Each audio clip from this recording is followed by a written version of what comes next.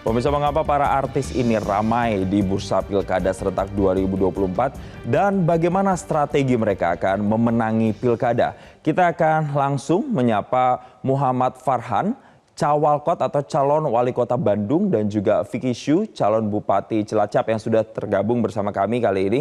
Selamat siang Kang Farhan. Selamat siang, Assalamualaikum.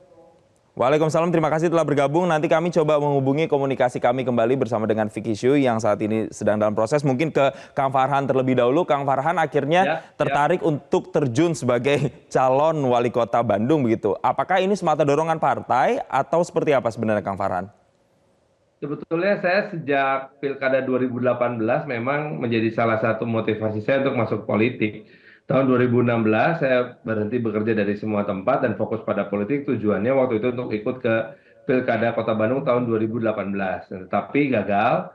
Akhirnya saya ikut dulu Pileg 2019, berhasil masuk jadi anggota DPR RI selama 5 tahun di fraksi Nasdem. Lalu kemudian 2024 impian yang tertunda itu dilanjutkan kembali gitu. Dilanjutkan kembali begitu ya. Tapi tidak sayang ketika harus meninggalkan legislatif dan kemudian beralih sekarang fokus menjadi kepala daerah khususnya wali kota Bandung.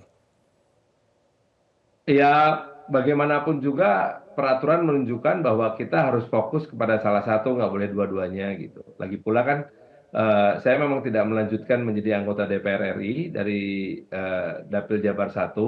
Saya sekarang benar-benar fokus hanya menjadi anggota atau calon kepala daerah di Kota Bandung.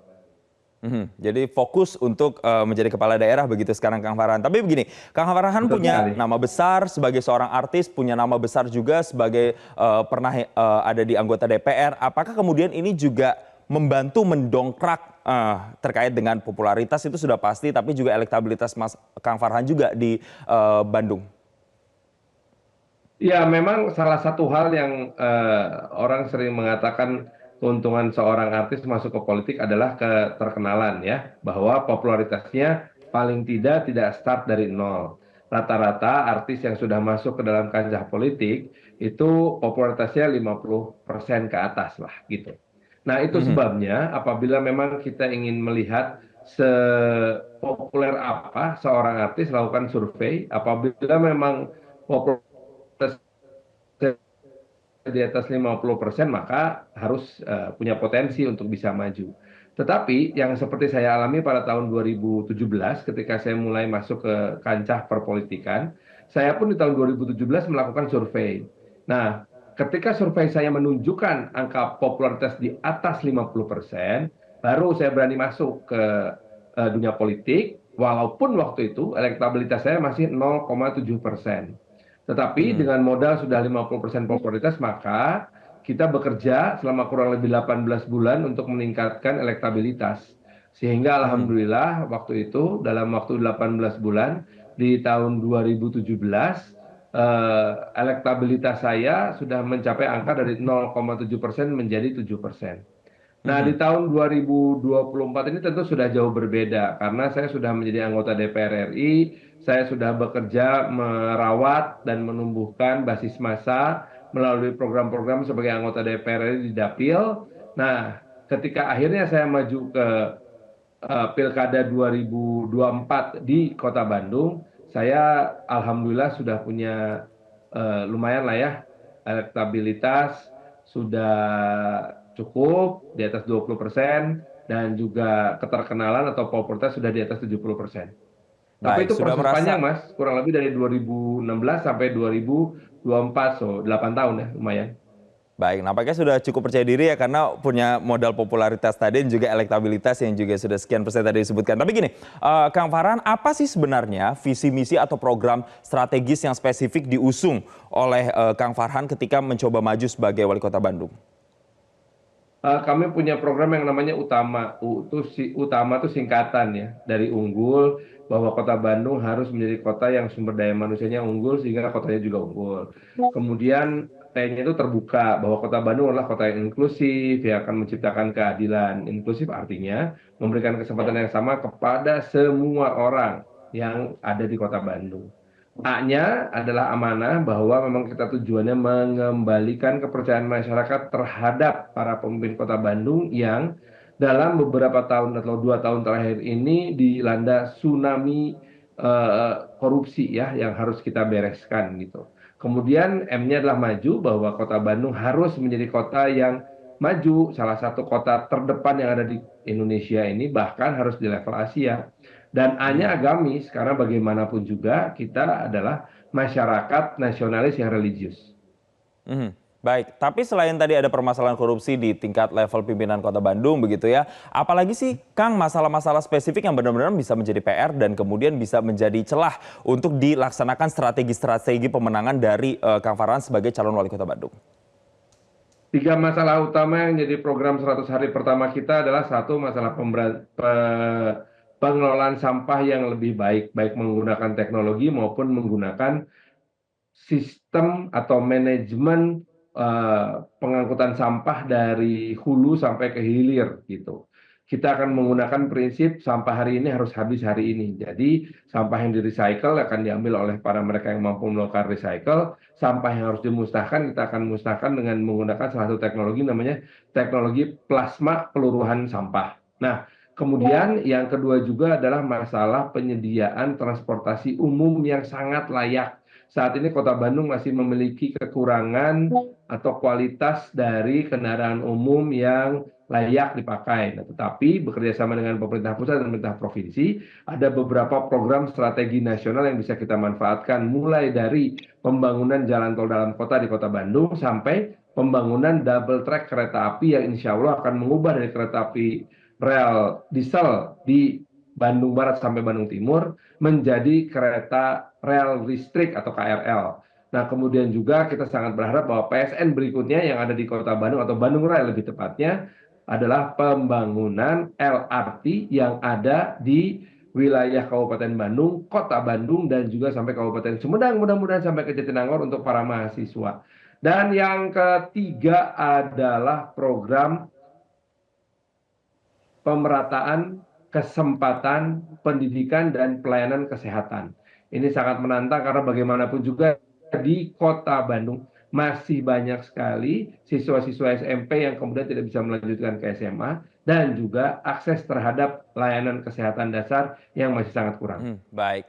Oke, ada masalah pendidikan, ada masalah kesehatan, sampai dengan infrastruktur yang menjadi fokus begitu ya dari program-program Kang Farhan. Sekarang kita juga sudah tersambung pemirsa bersama dengan Vicky Shu, calon Bupati Cilacap. Selamat siang Mbak Vicky, saya mau tanya langsung Mbak Vicky, apa yang kemudian melatar belakangi Mbak Vicky untuk maju sebagai calon Bupati?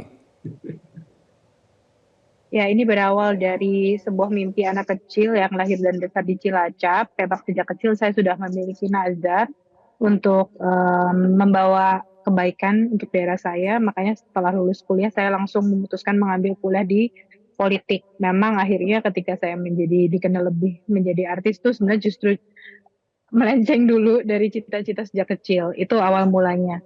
Makanya sejak 2018 pun saya sudah bergabung di Partai Nasdem, karena memang saya sudah memupuk supaya bisa mendapatkan apa yang memang sudah saya cita-citakan dan ajarkan sejak kecil. Kurang lebih seperti itu. Oke, Mbak Vicky ini kan juga punya track record beberapa kali mencoba peruntungan menjadi calon legislatif dan kali ini mencoba lagi maju sebagai calon kepala daerah. Apa yang strategi nanti akan dilakukan Mbak Vicky untuk kemudian bisa meraup suara di Cilacap?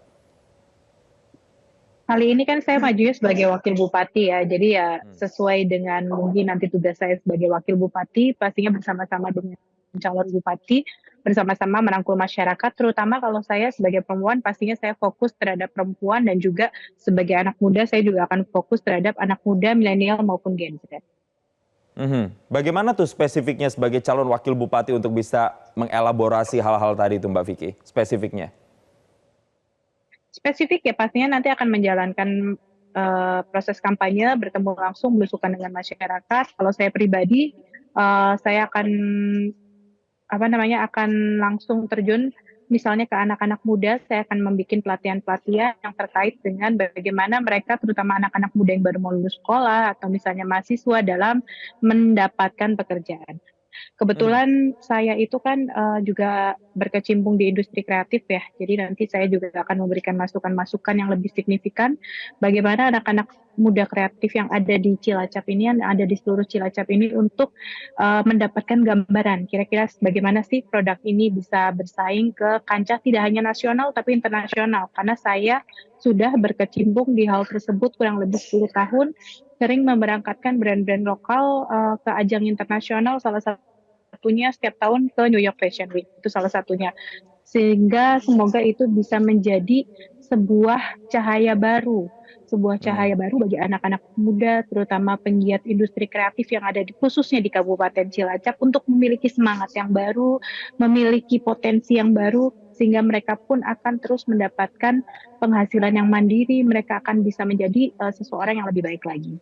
Baik, ini berkaitan dengan industri kreatif juga, anak-anak muda juga, pemberdayaan anak muda di sana. Sekarang pertanyaannya mungkin untuk keduanya, untuk Mbak Vicky dan juga Kang Farhan. Ketika masih banyak masyarakat yang meragukan label artis maju sebagai kepala daerah, bagaimana meresponi terkait dengan anggapan-anggapan atau stigma itu, Mbak Vicky?